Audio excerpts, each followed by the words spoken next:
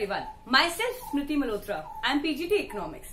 Now class, today we are going to start a chapter, that is chapter number 1 of Indian economy of class 12th. So class, if I talk about that, what was the condition of India on the eve of independence? Then of course some of you may say, ma'am, yes, we remember that India was an agrarian economy. More than 75% of the population was highly dependent on agriculture sector. Yes, it's very much correct. Or maybe some of you may say that, ma'am, Indian economy, if we talk about, Indian economy was highly dependent on handicraft industry also. At that time, handicraft industry was very popular before independence. Okay, and some of you may remember some of the movies. Correct? If you remember that at that time, basically when India got independence, so all patriotism movies were there where we used to sing that song, oh ho, mere desh ki dharti, sona ugle heere moti. So all these types of movies, basically which we portray nothing but agrarian economy. So today, my class, we are talking about what were the main reasons for stagnation of agriculture in Indian economy. Now the question over here arises, what is stagnation? What is exactly stagnation? My dear, stagnation simply meant that the economy was stagnant. Now, economy was stagnant, what does that mean? Stagnant in the sense, many people, if I talk about every person, more or less, each and every person, if I talk, that person is a farmer, he's a farmer, he's a farmer. But still, the productivity was very less. So what were the major reasons that the Indian, at that time, agriculture sector was stagnant? The very first point that we are talking about, that is zamindari system. So I'm explaining you with this help, with the help of this flow chart. Class C, try to understand that at that time, I'm talking about the British era. British were the most, Britishers, if I talk about the British government, they were the most powerful. They were the most powerful and they got the right to collect taxes. And what happened? They used to levy heavy taxes on the landless farmers. No other class used to pay taxes, let me be very clear. The farmers used to pay taxes. And over here we are taking a case that the farmers are landless. Let's say the government levied 12 rupees taxes on the landless farmers. Okay. And this responsibility was given to the zamindars, popularly known as middlemen. As you know it very well, at that time, these farmers, they were not at all educated. At that time, there was an era like suno. There was a, basically if you remember, there was a letter they used to open like it. Okay? Over there, it was written that of course the farmers need to pay this much taxes. But the farmers, they were easily bluffed or they were easily cheated because they were angutha cha. They can't read anything. They were not at all literate. So due to this reason, the zamindars always used to bluff them. They always used to cheat them. They used to tell that farmers, you need to pay to the government. Let's say you need to pay 12 rather than 12 rupees. You need to pay 14 rupees to the government, and 14. They used to get 14 rupees. 2 rupees in their pocket. Try to understand my words over here. 2 rupees in their pocket, and they used to pay 12 rupees to the government. So what is happening over there? The government is actually charging from them, but they are charging more than what the government is asking. So of course they were exploiting. Moreover, if I talk about, these farmers were landless farmers. So what happened? These zamindars, they used to give land to the farmers, and in return, these farmers used to pay very heavy rent. Along with that, they used to ask amount of some production, whatever, let's say the farmer is producing wheat, the farmer is producing rice. They used to say, okay, along with the rent, you need to bring a gunny bag of rice, a gunny bag or something like that. So of course, what we are trying to talk about here, that these farmers were duly exploited. First of all, they were exploited by the British government. You can say that, of course, and see the condition, the farmers were in a very poor condition. They need to pay taxes, they need to pay rent. And after that, what was left? It was expected that, of course, they will be working for betterment of the land, for more productivity. Hopefully, I'm clear till here. Moving forward, we will be talking about the second point. Second point is very, very important. That is commercialization of agriculture. What I'm talking about, it is commercialization of agriculture. See, the question over here arises, ma'am, what is commercialization?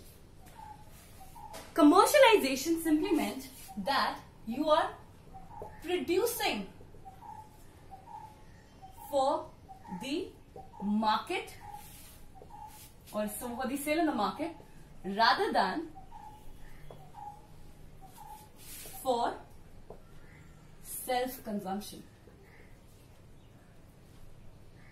Now see, try to understand my words over here. Earlier, what used to happen? The farmers used to have this type of outlook that, okay, I will be producing for my family, I will be producing for my village. They were least bothered, or you can say they were not at all aware about that they need to produce for the whole country. So they never got this outlook.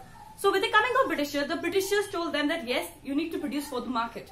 You need to produce stuff that we can actually, basically we can sell in different states, or also we can export. So what happened? The Britishers forced the farmers to produce cash crops.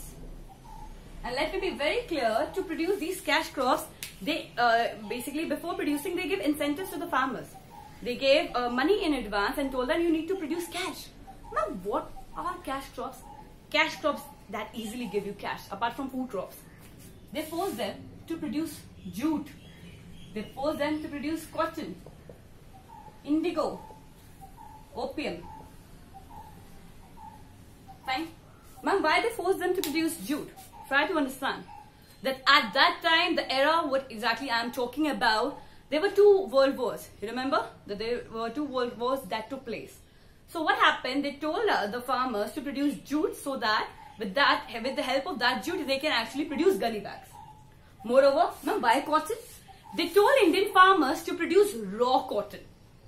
Is that clear? And they used to take that raw cotton to their own country and India, and they used to bring finished cotton, proper cotton cloths in India, and they used to sell in India because industrialization was started in Britain. Indigo, man, what is indigo? What was indigo? Please try to get my words over here. Indigo is nothing but it is used for dyeing the clothes. It's not dyeing, it's color. It is a stuff that is used for basically coloring. If you have seen cotton cloth, it's always white.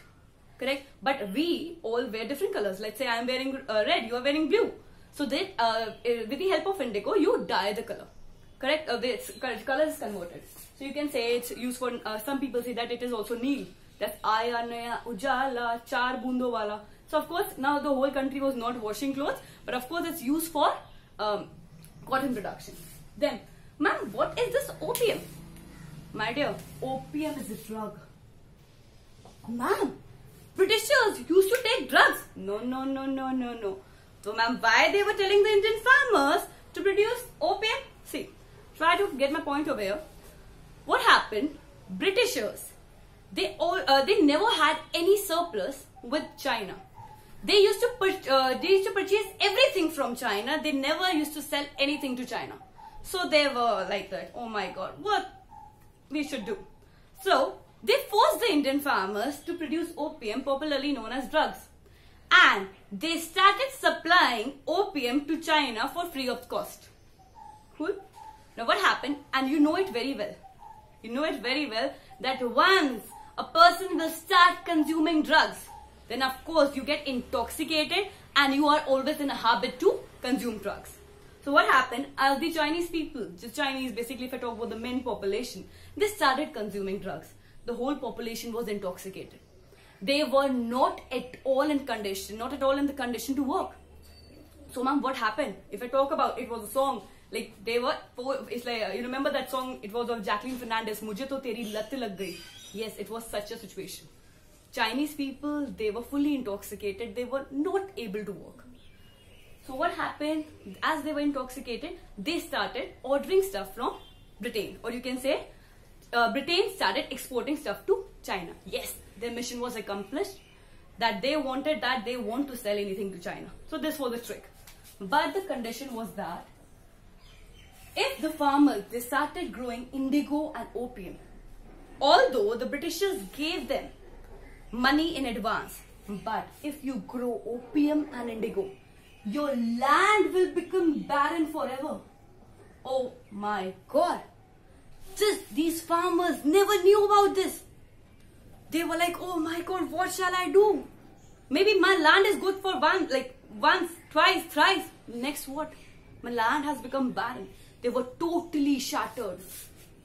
Moreover, in a very, very bad situation. Moreover, if I talk about the land become barren, and people, as people started producing cash crops, so there was shortage of food crops in the country. Please try to understand. If everyone is producing jute, cotton, indigo, opium, who is producing food crops? We will not eat jute, we will not eat indigo, we will not have basically consume cotton. We need proper food, exactly. So people, basically the farmers were not at all producing food crops. Due to this, there was shortage of food crops, or you can say that famines were there, which further led that prices of food crops increased drastically. The farmers, they were not having that much money. They were in a very bad situation. Further, prices of food crops increased. They were not able to purchase it also. So, in a very bad situation. So, which further led that Indian agriculture was ruined. Any doubt till here? Now, moving forward, I will be talking about the third point over here.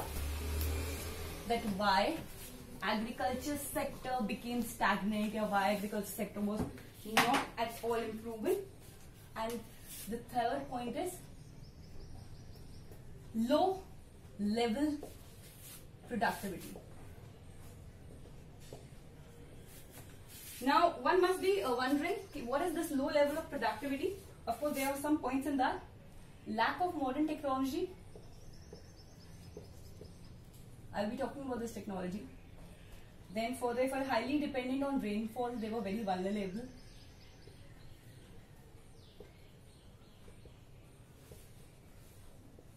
And in this only I will be including disguised unemployment.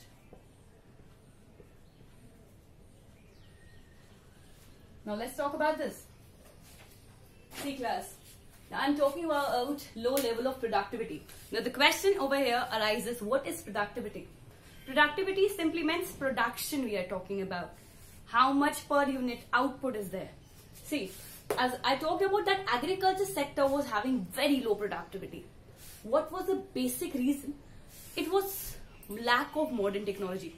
Let me be very clear. At that time, there were no insecticides, no irrigation facilities, no pesticides. So, ma'am, what was the technology that India was using? See, what happened? Let's say this is the person, this is the man. And what is this? Can anyone tell me? Some students used to say, ma'am, this is umbrella. It's nothing but a plowing tool. You can say that. The thing that is used for plowing. Hal kehte hain jisko hum. So this is the person. Yes, this was the technology. And if you were rich, then you will be having, what is this? You must be wondering, ma'am, this is a pussycat, this is a rat. No, this is a buffalo. If you are a farmer and if you were it, then you will be having a buffalo. Of course, that's used for plowing.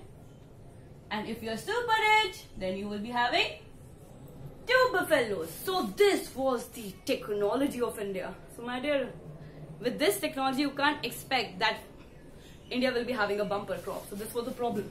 Moreover, India was highly dependent on rainfall. The situation was like that. The farmers, have you seen that movie Lagan? Have you seen that movie Lagan?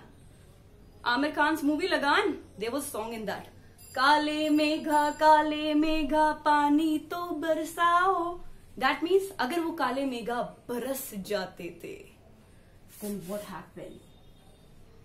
Farmers used to smile. Oh my God, thank God. Okay? The crop was bumper, it was very good. But, agar kale megha. रूट के चले जाते थे. Then what the farmers used to do, you know that it's another song that of course they used to actually commit suicide. You know it very well. And in India, every year we read in a newspaper that farmers committed suicide. Of course, the major reason is this also. Any doubt? Of course, the third sub point that of course I will be talking about, that is disguised unemployment. Now, what is disguised unemployment? Disguised unemployment simply meant that when more than required number of people are working there, and if I will remove some, then it will not affect my productivity. Example, let's say this is the piece of land. If 10 workers are working over here, my production is 100 units. I found that, oh my god, half of them, oh my god, they're just doing chugli and all that stuff. Nothing, just like gossiping. Oh my god, man, I told like, okay, 3 of you will not come from tomorrow. That means, how many are left? 7 workers are left. Still, my production is 100. So, ma'am, what the 3 were doing? They were just gossiping. They were not doing anything. That means disguised unemployment simply meant this is actually prevalent in agriculture sector. When it's not required, still people are working over there, then of course no one is working up to his or her efficiency. Any doubt till here? Hopefully this point is clear. Moving forward, fourth point. Very, very important. That is partition of India. Have you seen any movie on partition? Can anyone tell me any movie? I remember a movie. It's Gadar Ek Prem Katha of Sunny Deol. That movie, of course, at that time, Lagan and basically Gadar were the 2 movies that came together. Of course, both were related to independence and partition. Now see, we're talking about partition of India. We are not talking about Gadar Ek Prem Katha. Ma'am, are we talking about Sunny Deol over here? Or Amisha Patel over here? No, we are not talking about that. Now, what we are talking about? See, I will try my level best to portray the map of India. I'm very poor with drawing. See, this is India. Okay? And let me be very clear, this is Pakistan. You know that this portion was nothing. This portion was Punjab. This portion is Lahore. You remember that song? Lagdi Lahore Diya. Of course, of Guru Randhawa. See, this portion is of Lahore. Let me be very clear, Punjab or Lahore. This portion was highly fertile. Highly fertile. And when partition took place, so the major wheat producing area went to Pakistan. So of course, wheat producing area went to Pakistan. So India was again in a big trouble. Moreover, of course, Bangladesh is over here. And hopefully you know that when partition took place, then Pakistan was East Pakistan and West Pakistan. Then West Bengal was never in West. This was East Pakistan and this was West Pakistan. So Bangladesh, if I talk about, in Bangladesh, jute producing area went over there. So what happened, please let me be very clear, why agriculture sector became stagnant. If these major producing areas went over there, then of course India started facing problems.